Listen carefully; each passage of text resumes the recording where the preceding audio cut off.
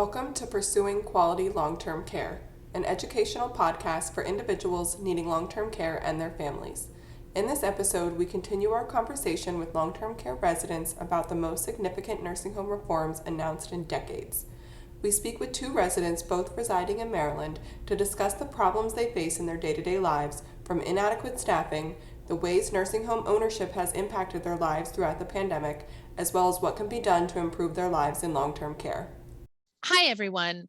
On February 28th, 2022, the Biden administration announced it would be implementing new nursing home reforms. These reforms include the most significant improvements to nursing homes in decades. They include the creation of a minimum staffing standard in nursing homes, accountability for poor performing nursing homes, increased transparency around ownership and finances, and support for direct care staff. These reforms are critical and they are desperately needed to address the inadequate conditions that many residents face in their day-to-day lives. Today, we want to talk with nursing home residents directly about what some of these reforms might mean to them, as well as what their experiences have been through the pandemic and over the past few years. And so today we have with us Maurice and Barb, and I'm just going to turn it over to Maurice to introduce himself. My name is Maurice Miller. I'm entering my 10th year at this particular nursing home, which has seen two management changes in the time that I've been here. I'm in suburban Maryland, suburban DC, and in Tacoma Park, Maryland. Thanks. And Barb, could you introduce yourself? Yes, my name is Barb Conan. I'm at Larkin Chase in Bowie, Maryland. This is my third nursing home in 11 years. That's it. Was there anything I missed? No, we're glad to have you both here with us today. We really appreciate you taking the time. One of the biggest reforms from the Biden plan is obviously a minimum staffing standard. This is something people have been pushing for decades. We know so many facilities have historically been understaffed, and this is true long before the pandemic, but the pandemic really shined a light on this. And so I think it makes sense to start our conversation off talking a little bit about staffing. And so I just wanted to ask you both, what does it mean to you living this experience when there isn't enough staff in your facility? Chaos is basically what it amounts to. If it's a shortage of nursing staff and they have to bring in, for example, agency staff, you cannot reliably depend upon the proper administration of your medication or your administration of your medication in a timely fashion. It was the very frontline people, the certified nursing assistants or the geriatric nursing assistants. It can be really murder. If the staffing levels are too short and you are a person who cannot, for example, clean and change yourself, that may mean that within a particular shift, you don't get cleaned or changed, which leaves you susceptible to all kinds of sicknesses and everything else, which is supposed to be counterintuitive to how you're supposed to live in a nursing home. You're not supposed to get sicker here because of low staffing. And more often than not, we are seeing ourselves in a situation here where, I'll just put it out there, I think that they save money, they make money by shaving the staff, and they create great disincentives for not keeping the staffing levels up to par. And Barb, I see you nodding. So do you? I'm in 100% agreement with Maurice. Low staffing, and in my opinion, low staffing means anything over a ratio of 10 residents to 1 GNA. Let's put it at the GNA or CNA level. Anything above that is, to me, considered low staffing. And absolutely, Maurice is 100% right. If we are not changed, if we are not cleaned, if our wounds are not attended to, things are just going to go south, and they can go south very quickly, especially with wounds, and I know that for a fact. And I also agree with Maurice's assessment of it all being about the almighty dollar. If the ownership, if the corporation who owns the facility doesn't want to spend the money, they are not going to bring in additional staff, or they are not going to bring in people from the agencies who cost more for them. And they're just going to let the status quo be whatever it is, and however many people they can bring on. Now, I do understand that over the period of the COVID, of the pandemic, staffing has been difficult. And I know that in our particular location right now, I know that we are actively searching for new staff members, but it's not unusual for us to see 14 and 15 residents for one GNA, and that is, in my opinion, unacceptable. So you both mentioned agency staff. And so something else I wanted to ask you both about today is turnover in staffing. We know that many facilities see an incredible amount of turnover, and we know that there has been a big increase in agency staff. And so I wanted to ask what it means when the staff doesn't know you. When there's new staff coming in, when there's an agency staff covering for a couple days and then somebody else comes in after them. How does that play out in your day-to-day life? If I may, Maurice, I'll jump in on this one. I have a certain routine. I do get up every day. I have certain commitments every day. If I have to re-educate or educate someone for the first time every day on a different level, it takes up time. It adds to my frustration. It's very uncomfortable, and I just hate it. I absolutely hate it. And when I see a new face, it's like, oh God, do I have to do this all over again? I will say that in our particular location, we have not had much staff turnover. We just have very low staffing. We don't have staff. So that's why they go to the agencies. But I'm not a big fan, but it is what it is. Maurice, do you have? I think it is absolutely hilarious. And I say that because I've just gotten cynical.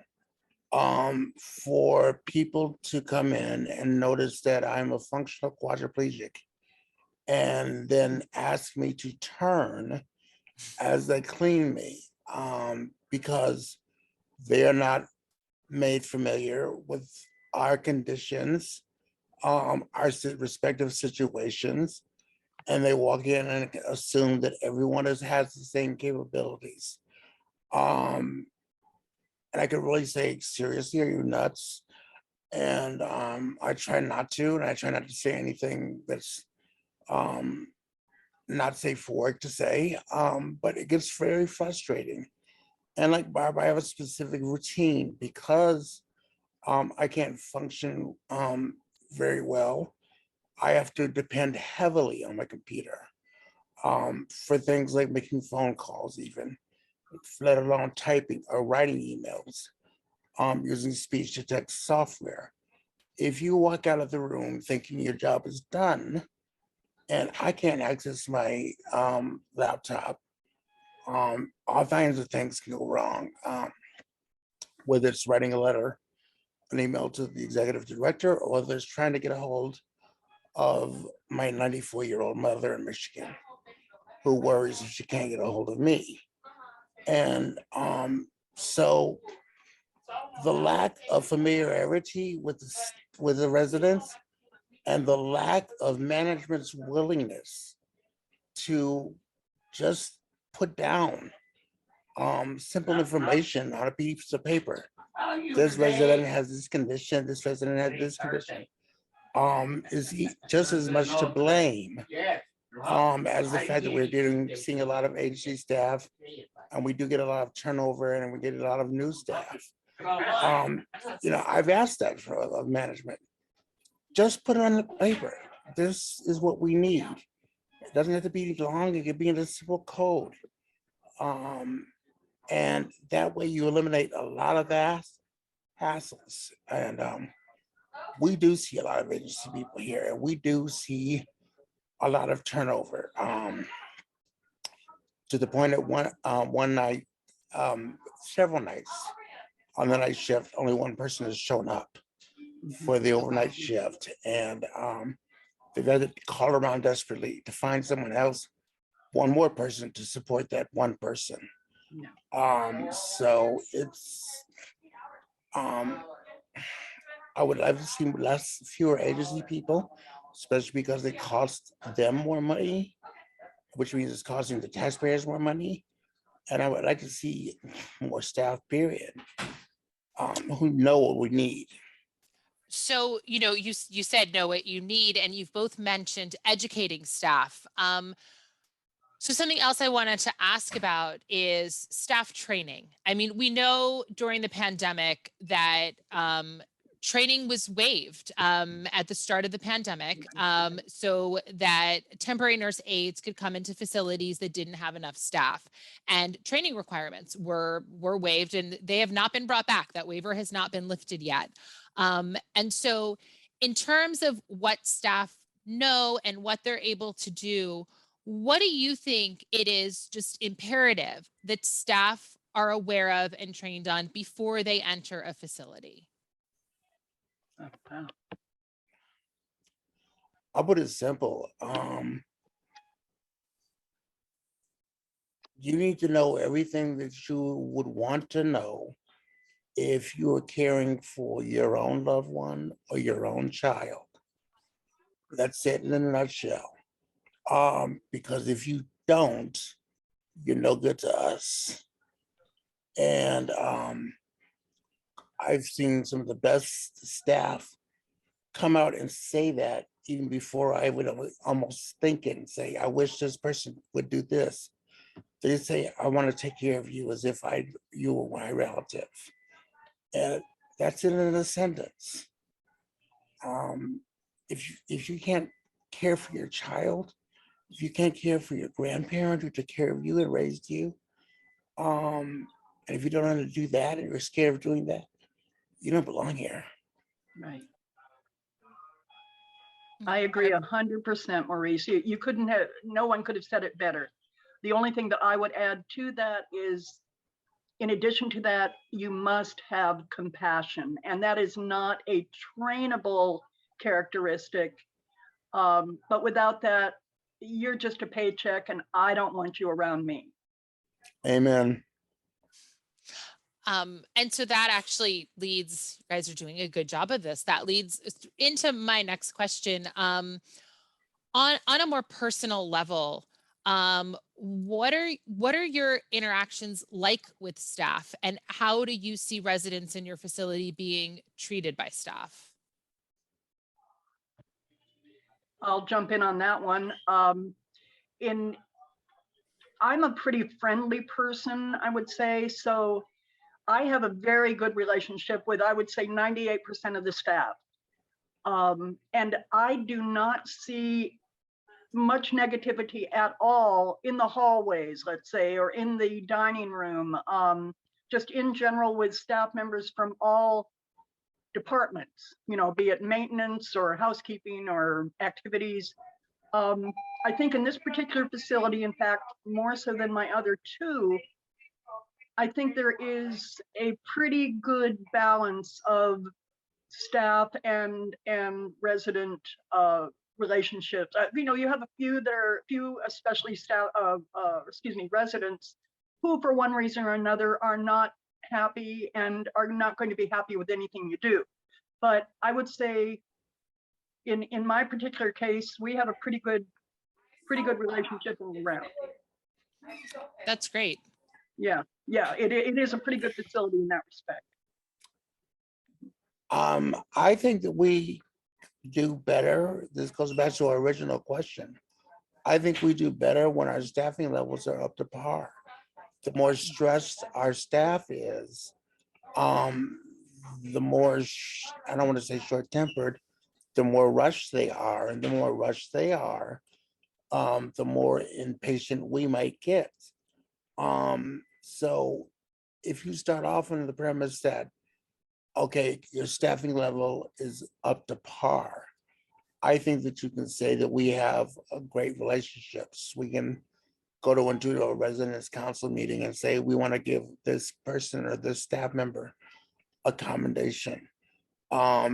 If the staff on each shift are working short, and are rushing from room to room and don't have time to take care of you in the manner that you want to be taken care of or you need to be taken care of, they're going to be frustrated and you're going to be frustrated. And that's, I think, the key to some of the tension that we experience in our facility is not so much that neither likes the other as much as we don't have time for one another. Mhm. That's such a good point. And you're right. I mean, and I think that's sort of the perspective when we think of the pandemic and we think of that one CNA for so many residents. You're right. By the time they get to the 18th resident or the 25th resident, how they felt when they got there for their shift, 15 residents ago is very different. It's hard work. To be a CNA and to do all of this. So I think that's a really good point. The next thing I want to ask is just kind of foiling that question with, what about the administrator of your facility or the administration? Do you deal with them, and how do they treat residents? What are those interactions like? We just had a resident council meeting, and one of the areas that was brought up, and I think everyone in the room, every resident agreed, was we need to see the administration, the administrator, as well as top management out on the floors. We need them to see what we're going through, as opposed to sitting back behind their desks and being on the phone and calling this and calling that, talking to their department heads. If they don't see it, they're not going to feel it. They're not going to feel what we're feeling. So I believe that this particular facility is definitely lacking in that respect. In our facility, I don't think our management staff would want to see the results of a poll but of the residents that says, whom do you trust more, politicians or the management staff of the facility? Because it's that bad. We changed management hands right in the middle of the pandemic. So the regular introductions that we were used to in residence council and everything else, particularly, did not happen. But that should not and did not preclude the administrator and the other directors from walking around and saying, hello, I just want to pop in and say, I'm so-and-so, this is my position. If you need anything, please help. Please call. And that didn't happen either. They would put out changes in management on the dining room wall back in the days when we were not allowed in the dining room. Right. And we're like, okay, that's gonna work. Yep, that works. I interrupt. I'm one who does interact regularly with the management of our facility, and some of the other people are as well. But by far, this is a problem here where your aloofness causes some of your own problems, because it's a sign of your own character. If you're indifferent to your residents, you're definitely going to be indifferent to your staff, and that has happened here. So what do you expect? The residents aren't going to move en masse necessarily, but the staff, yeah, sure. Why don't they? Why wouldn't they? So to follow along with that, have you had to, and I mean, you mentioned talking to the management quite a bit, Maurice, are you able to raise grievances or address issues with the administration in your facility, or do you find yourself sometimes having to go outside of the facility to push for change? I'm more comfortable going outside of our facility. Like I said, I believe that there's a trust issue from the residents' perspective with respect to management. Um, you know, yeah, I believe that I can't rely on them necessarily to follow through. I'm pleasantly surprised when I raise an issue and it's resolved right away. But I don't expect it, and I prefer to go outside for that reason. Thanks. I know I have a question of Maurice. Maurice, do you go to the ombudsman or do you go above that more to the higher state level? I go to the ombudsman when possible, and I try to avoid the state level because we've had bad experiences with the state finding ways to side on the staff of the facility repeatedly. I go straight to the feds more often than not. I Okay, think they're the more objective, more independent voice, and they will investigate and they will, take action. okay. I was just curious. In our case, or in my case, I have not had to go to the ombudsman here. I did at my prior facility, and we had a lot of good luck with that particular ombudsman. She was very resourceful, very reactive, and she made sure that grievances and issues were, if not met, at least certainly addressed, and action had to take place to some level. I have not had that issue here, specific, with a specific problem. But if I did, I of course would start with the ombudsman and go on up rather than going directly to management here. Okay, so you both kind of go around the management within the facility because it doesn't get you anywhere. I Yeah. think so in my case. I don't have specific instance yet, but I think that's what I would do. I would say that's the case here as a general rule. There are managers that are dedicated enough and on top of things enough to where they will step up and assist. But if I'm speaking about the management group as a whole, yeah, I have to find a workaround in order to get things done. So, Maurice, you talked about a change in management, and I actually want to ask a question about changes in ownership, because another provision in the Biden administration's nursing home reform plan includes more transparency around ownership. And so I'm wondering if either of you have experienced changes in ownership in your facility, and if you could speak to, if you have, whether or not that had a direct effect on your experience living there. Yeah, as I said, we experienced a change in ownership at the height of the pandemic in May of 2020. And we had hopes.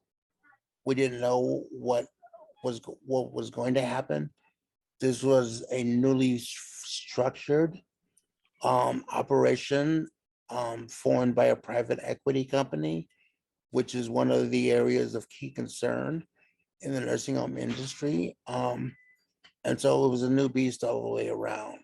What we have found, though, is that all the concerns about the lack of transparency, about the inability to keep staffing levels and supplies up to par because of the profits involved, have turned out to be true. We don't know a lot about our corporation. We don't even know who the members are. The website doesn't even give an indication of whether there's a president or treasurer or a vice president. It just says these are the names of the nursing homes under our company. And I'm like, that's not useful. And it's ironic because there were a lot of concerns about our previous owner, but as we got more and more into working with this owner, everyone started to realize, the previous owner wasn't all that bad. And many, as a matter of fact, many of the staff who have left to go to companies operated by a previous owner. Wow. And Barb, have you experienced that at all, or? I have not. In fact, the company that owns Larkin Chase also owned my previous resident facility in Silver Spring. It's Genesis, who owns, a gazillion nursing homes.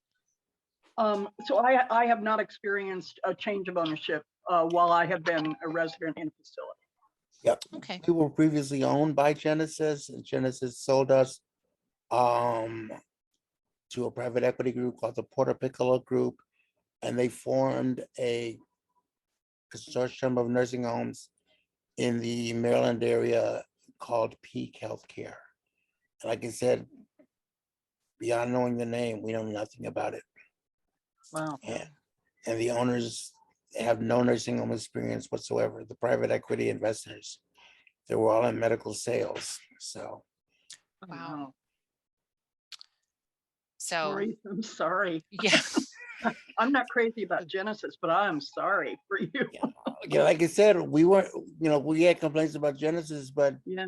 a few months into this, people were saying, gee, we were really messed up because Genesis was better than this by an order of magnitude we can't even measure. Wow. And that's where, like I said, that's where a lot of our staff, we've had a bleed of staff.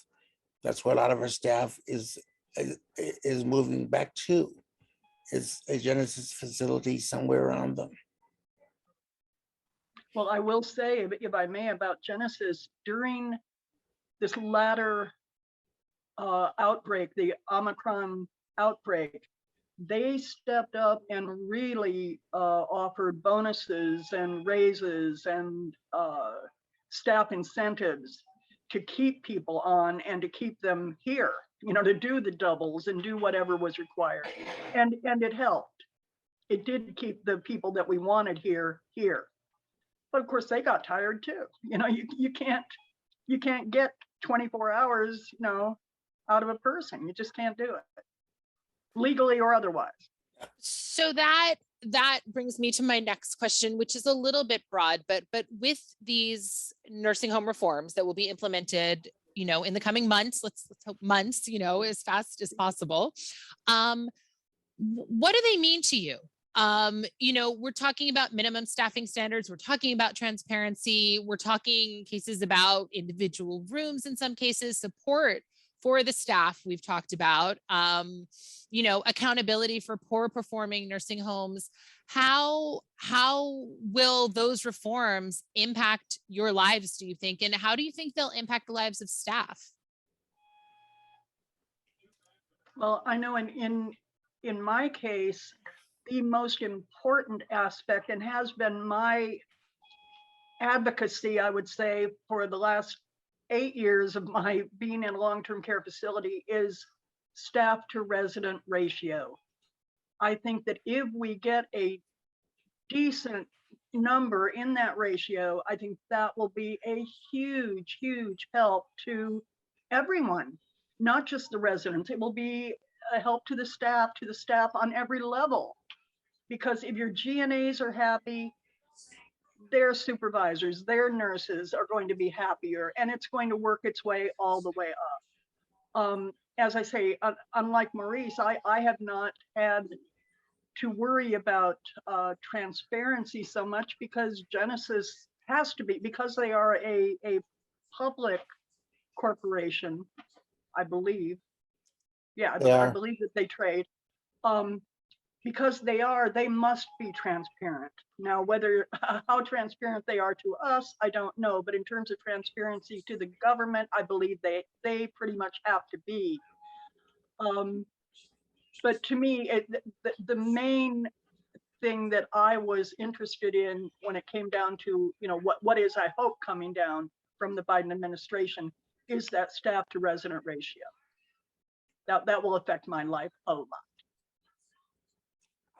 When I read the Biden administration's proposals, I thought I had just awakened from a dream, and that somehow or another, all the wishes in my dream were about to come true, or were coming closer to becoming true. I agree definitely with Barb that minimum staffing has to happen, because and it has to happen fast, because of all the reasons that people talk about. A lot of people left the field because of when the pandemic started. Then a lot of people are burning out, and there are not a lot of young people who are interested in getting into this field. But we have to underscore the importance of the staff. These people are trained to save our lives. And if there's not enough of them around to get to us in a timely fashion in the event of a crisis, you know, we may as well be homeless.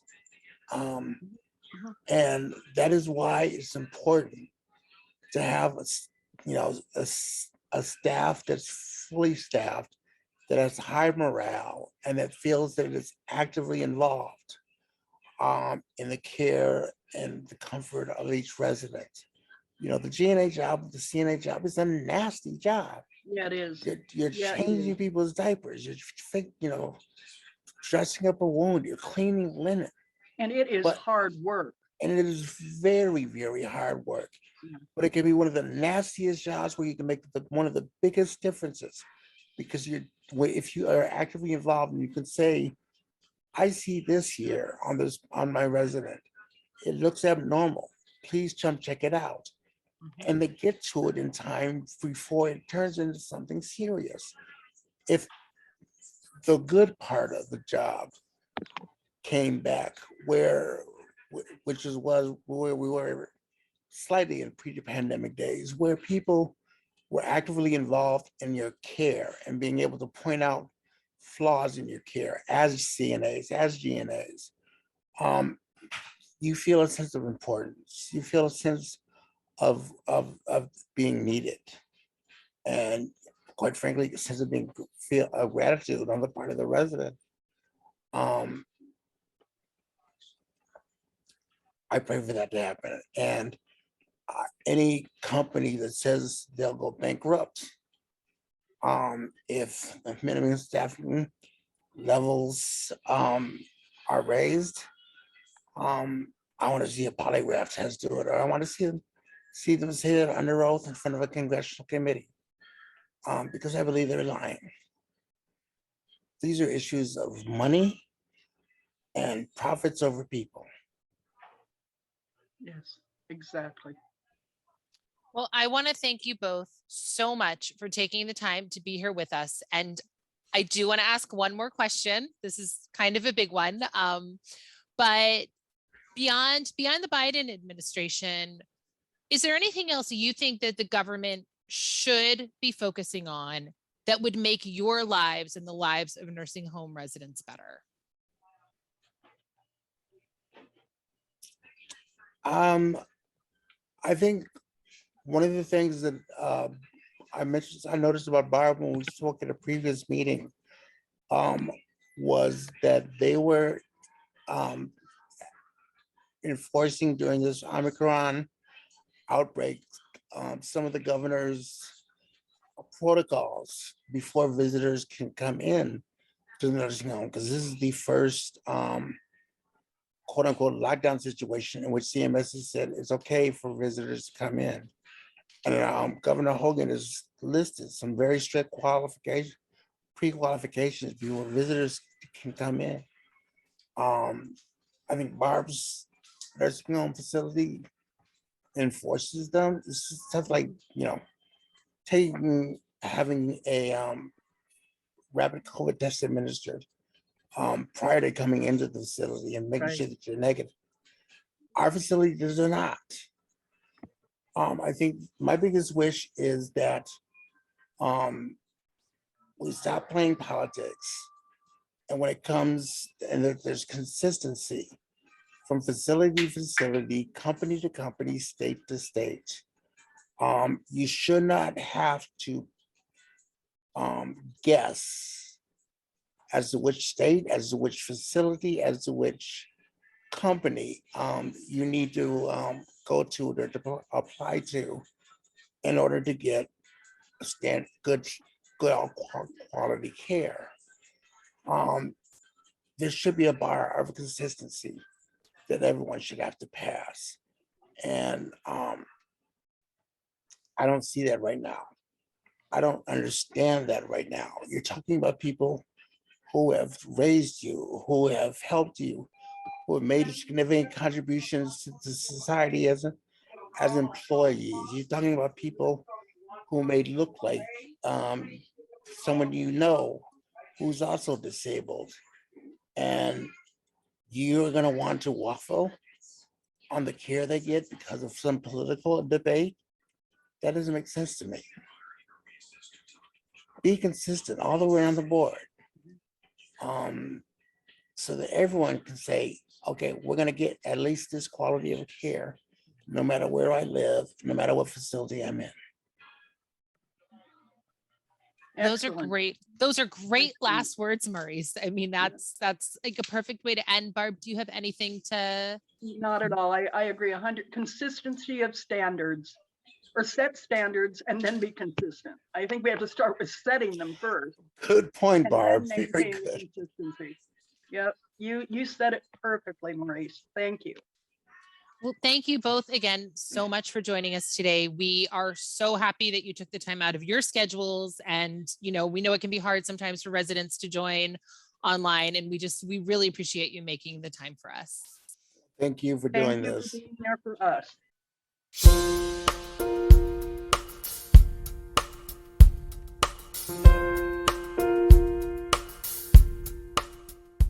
Pursuing Quality Long-Term Care is a program of the Avoiding Drugs as Chemical Restraints Consumer Education Campaign, a partnership of the National Consumer Voice for Quality Long-Term Care and AARP Foundation. Make sure to visit our website, theconsumervoice.org/pursuingquality, where you can share your story with us, subscribe to the podcast, and find more information about the campaign. If you enjoy the podcast, please rate, review, and subscribe. Thank you for listening, and we'll see you next episode.